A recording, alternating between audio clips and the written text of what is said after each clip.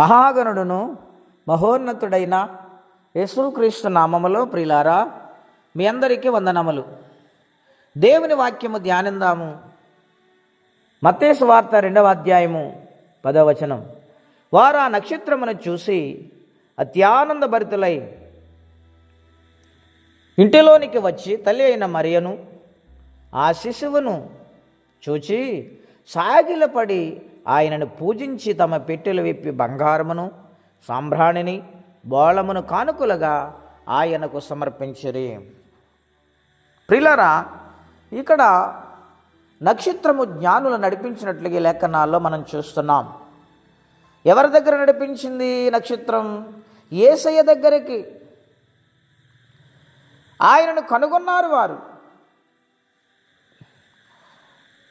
ఆనాటి దినాలలో నక్షత్రము యేసయ్య దగ్గరకు నడిపించింది కదా. మరి ఈనాటి దినాలలో అంధకారములో మగ్గిపోతూ దిక్కు తోసని మార్గములో అనేక మంది మానవ జాతి ప్రయాణము చేస్తూ ఉన్నారు.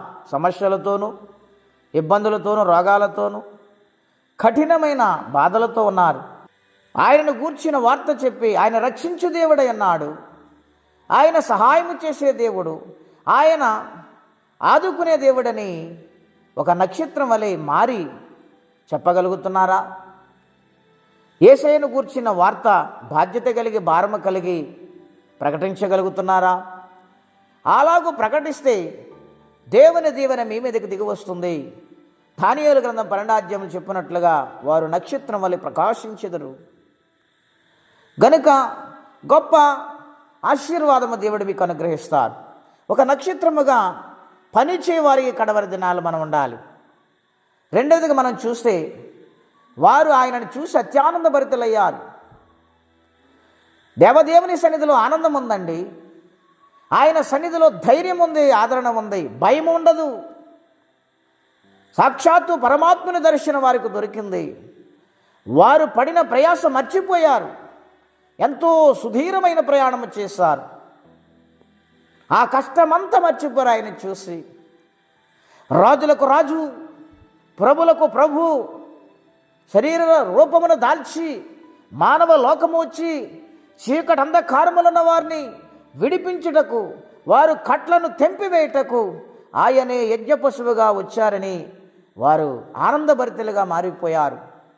సాగిలపడి ఆయనకి పూజించి వారి పెట్టెలు విప్పి బంగారము, సాంబ్రాణి, బోళమును సమర్పించారు. ప్రియులారా, ఈ కడవరి దినాలు దైవ సన్నిధికి వస్తున్న మనందరము కూడా దేవుడు మనకిచ్చిన వాటన్నిటిలో నమ్మకంగా దేవునికి సమర్పిస్తున్నామా? ప్రతి సంవత్సరము ఏకైక పండుగ వస్తుంది. ఆ పండుగను ఆయుష్నిచ్చి ఆరోగ్యమునిచ్చి కాపాడుతున్న దేవదేవునికి సమర్పణ కలిగిన వారిగా ఉండాలి. మాట కాదండి, హృదయముతో సమర్పించుకోవాలి. ఇంతకాలము కాపాడిన దేవదేవునికి ఏమిచ్చినా ఆయన రుణాన్ని మనం తీర్చలేం. కాబట్టి సమర్పణ కలిగి బ్రతుకుదాం. అత్యానందభరితులైన వారు ఆయనను పూజించారు, సాగిలపడ్డారు. మనము కూడా ఆయన సన్నిధిలో సాగిలపడి బ్రతిమాలుకుందాం. ఎటువంటి సమస్య అయినా ఆయన నిత్యముగా జ్ఞాపకం చేసుకుని ఆ సమస్యను విడిపిస్తారు. అట్టి కృపా తీర్మానం పరిశుద్ధాత్మదేవుడు మనందరికీ దయచేయనుగాక. ప్రార్థన అండి. అత్యంత కృప కలిగిన దేవా, మహోన్నతమైన మీ నామం కొరకే వందనాలు. నక్షత్రము చూసి జ్ఞానులు వచ్చి సాగిలపడి పూజించి నీ సన్నిధానములో అర్పణ కలిగి బ్రతికారు నాయన. మేము కూడా అటువంటి జీవితము కలిగి జీవించులాగున మీ కృపా సహాయం అందరికీ దయచేయండి. రక్షణ లేని వారికి రక్షణ ఇవ్వండి. సమస్యలతో ఉన్న వారికి విడుదల ఇవ్వండి. నెమ్మది లేని వారికి నెమ్మది దయచేయండి. ఈ దినము కాపాడండి, దీవించండి, తోడుగా ఉండండి. యేసయ్య నామములో ప్రార్థించి వేడుచున్నాము తండ్రి. ఆమేన్. దేవుడు దీవించును గాక. ఆమేన్.